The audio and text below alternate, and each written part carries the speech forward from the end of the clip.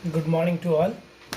This is Amit Preti, and our today's topic is grouping of capacitor. Grouping of capacitor. Capacitors. किस तरीके की grouping हम कर सकते हैं? As you know, in resistive circuits, there are two types. One is series, second is parallel.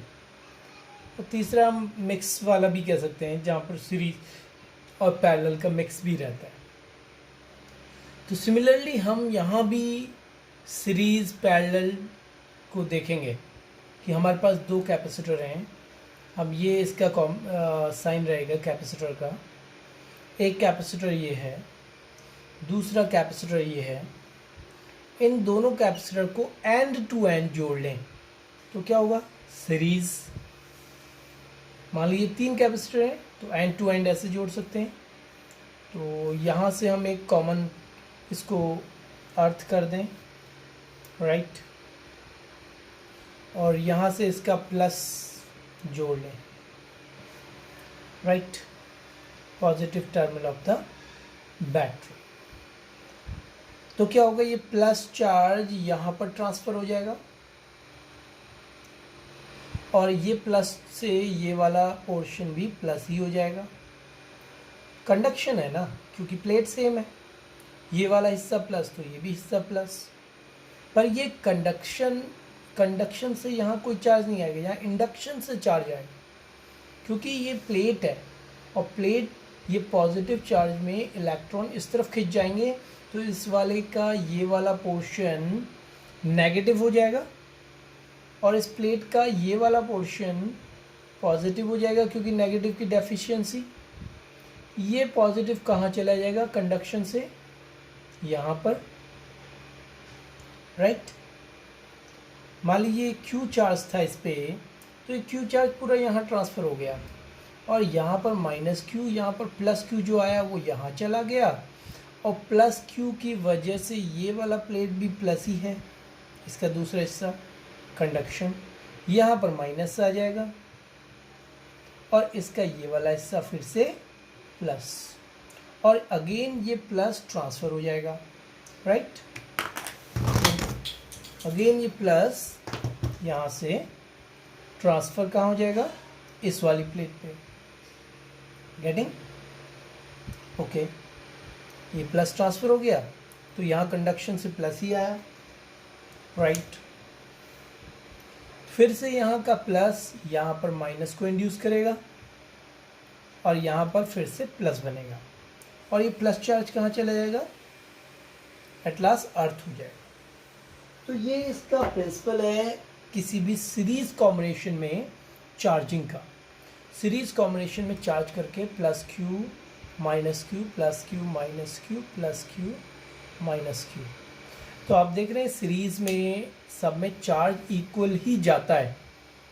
अब हम अगर सोचें कि क्या यहाँ पर फॉर्मूला बनेगा, तो आप जैसे कि जानते हैं कि इन तीनों में पोटेंशियल डिवाइड हो जाएगा. अगर मान लीजिए इन दोनों के बीच अगर हमने पोटेंशियल लिया V, इतना पोटेंशियल ये बैटरी का था, V के बीच में आपने इसको रखा, राइट, और ये V इन तीनों में डिस्ट्रीब्यूट होगा. सपोज यहाँ V1 इन दोनों के बीच पोटेंशियल, यहाँ V2 पोटेंशियल और यहाँ V3 पोटेंशियल. तो हम ये कह सकते हैं कि V is equal to V1 plus V2 plus V3, but V is equal to Q is equal to CV होता है ना. तो V is equal to Q upon C, ये तो फॉर्मूला है. What is V1? चार्ज तो Q ही रहेगा, सब में Q चार्ज, बाय C1 इस वाले का कैपेसिटेंस, C2 इस वाले का कैपेसिटेंस, C3 इस वाले का capacitance. V Q by C1 plus Q by C2 plus Q by C3.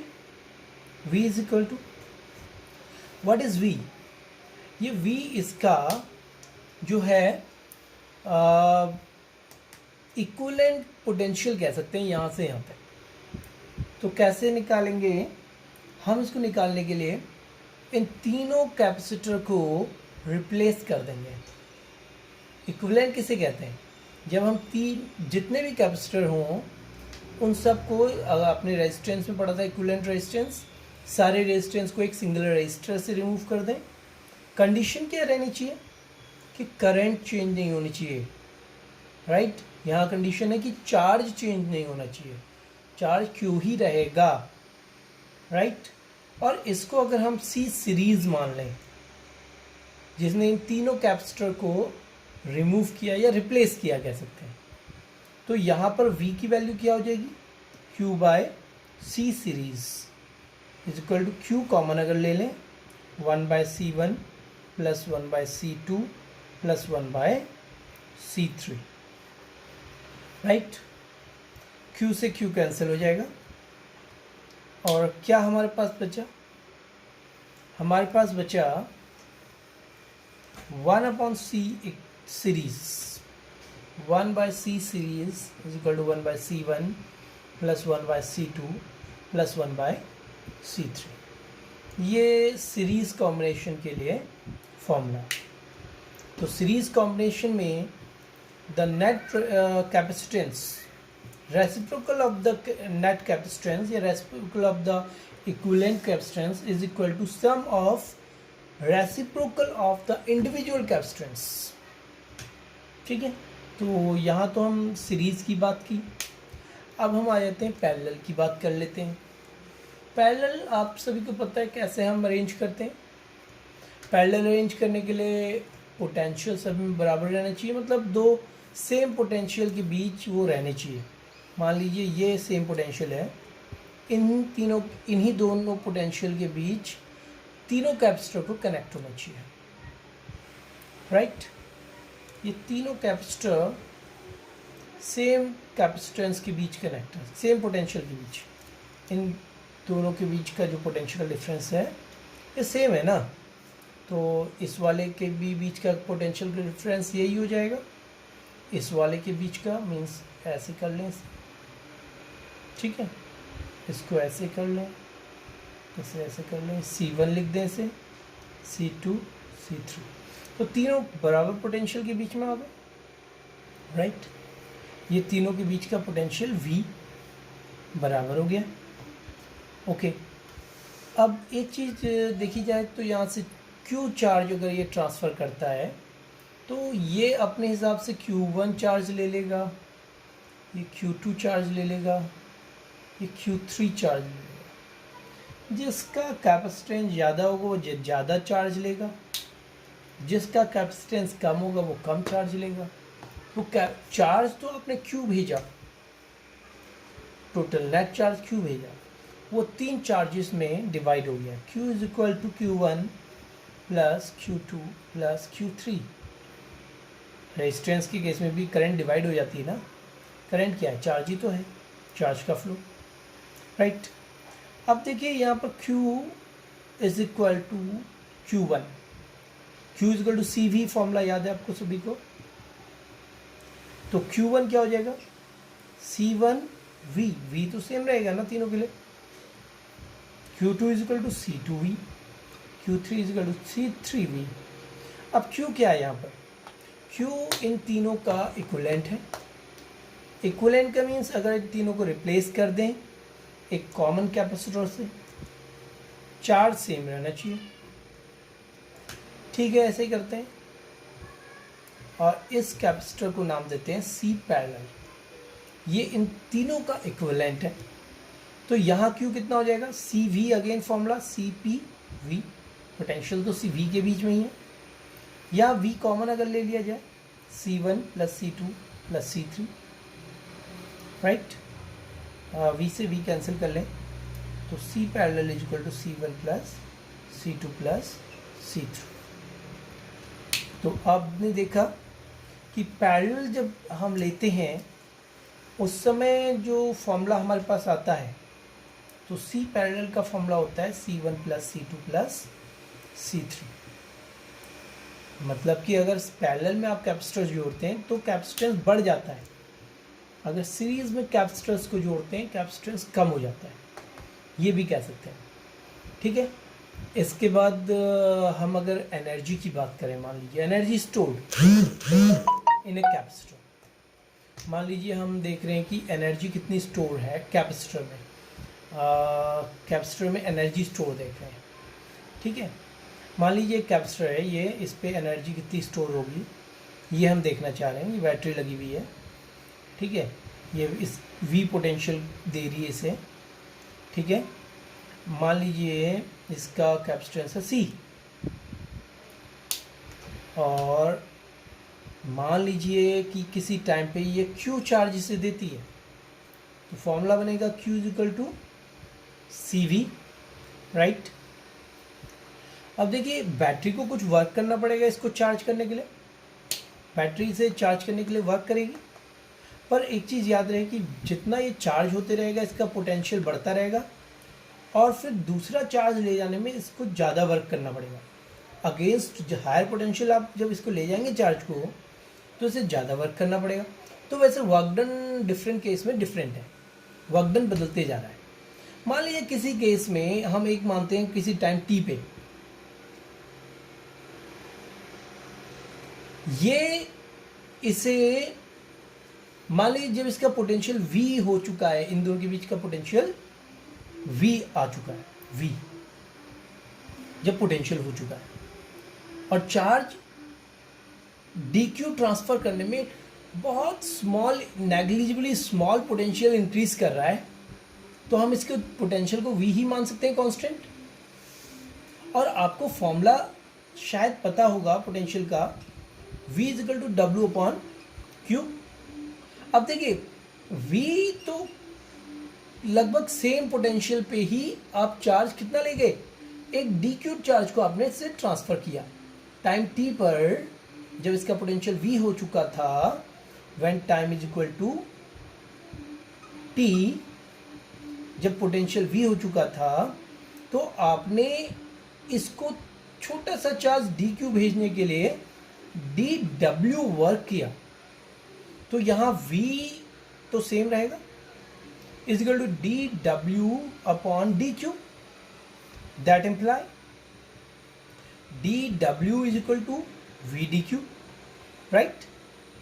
अब dw मतलब छोटा सा वर्क, छोटा सा वर्क कितना वर्क, वो जो dq चार्ज को यहाँ ट्रांसफर करने में लगा, पर यहाँ चार्ज इनिशियली इस कैपेसिटर में 0 था, आपने कहाँ से कहाँ तक चार्ज को बढ़ाया, 0 से इस चार्ज को q तक बढ़ाया, तो कितना वर्क किया।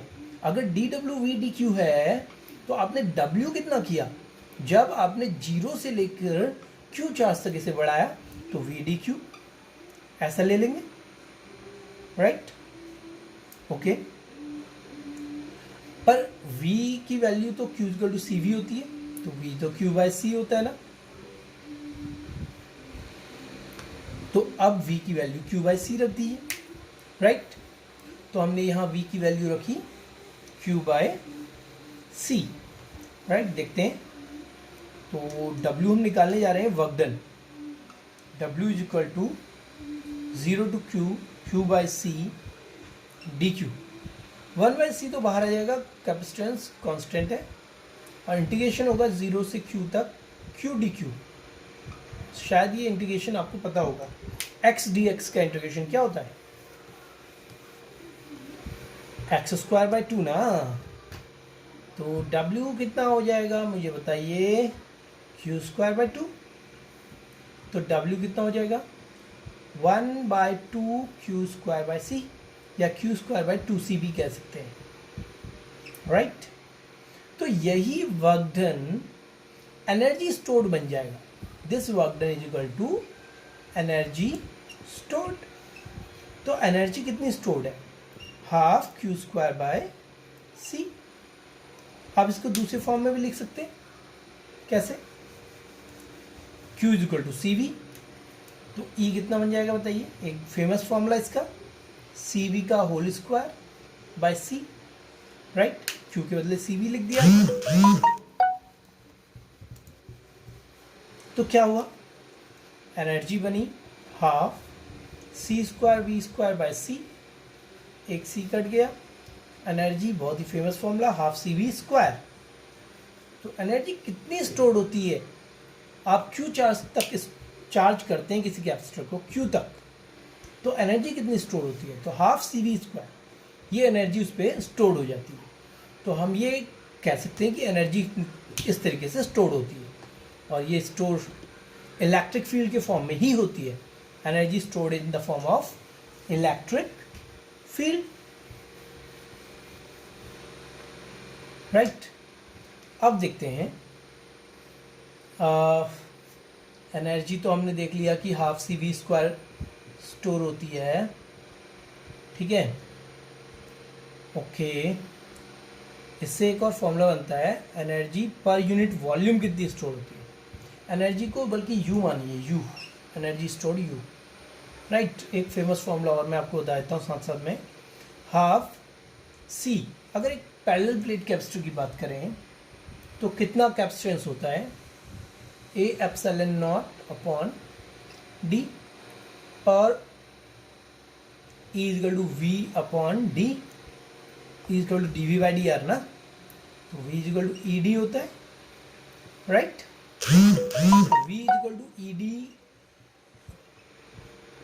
का होल स्क्वायर हो जाएगा ना, half C V square, half A epsilon not E D square upon D, D से डी गया, राइट।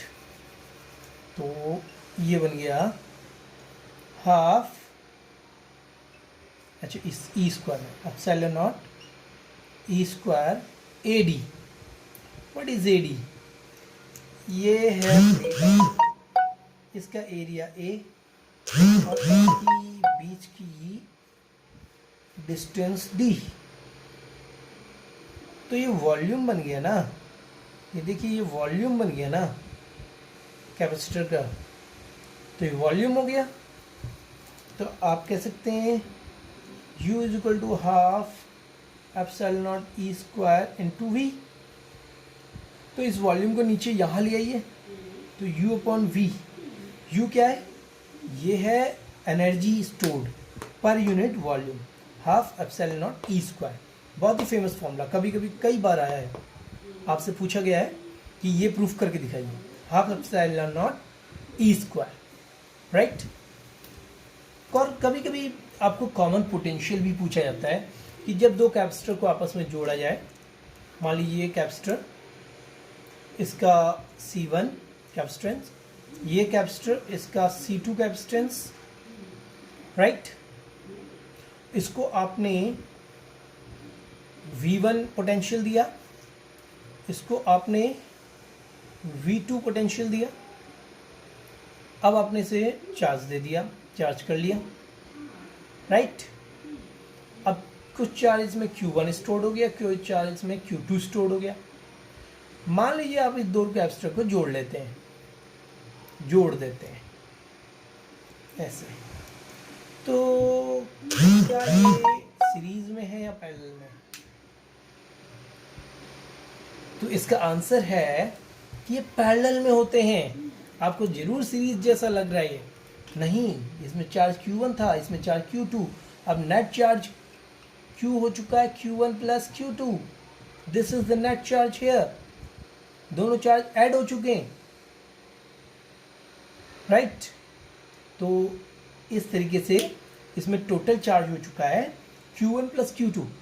आप इसे दोनों को एक साथ जोड़ के किसी कॉमन पोटेंशियल के बीच में रखें तो ये सीरीज में होगा, पर आपस में अगर जोड़ दें तो ये पैरेलल में हो जाएगा। ये बात को काफ़ी अच्छी तरीके से याद रखें। Q is equal to Q1 plus Q2, इसका C1 था, इसका C2 था, राइट। तो ये V1 पोटेंशियल तक आपने चार्ज किया था, Q1 is equal to C1 V1 था, Q2 is equal to C2 V2 था, right. Q is equal to CV होता है ना। इनिशियली आपने जब इसे अलग अलग रखा था और इसको V1 पोटेंशियल के बीच रखा था और इसको आपने V2 पोटेंशियल के बीच रखा था, तो यहाँ पर फॉर्मूला क्या बना था, C1 V1 plus C2 V2, तो टोटल चार्ज तो इसमें C1 V1 plus C2 V2 हो जाएगा,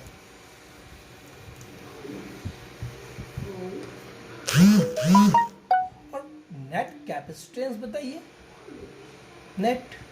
पैरेलल में कितना होता है C1 प्लस C2। तो नेट पोटेंशियल कितने के बीच आ जाएगा, ये नया पोटेंशियल जो बनेगा V, that would be Q by C, that would be C1 V1 plus C2 V2 upon C1 plus C2. This is the common potential. Here I end my presentation. Thank you. Like, subscribe.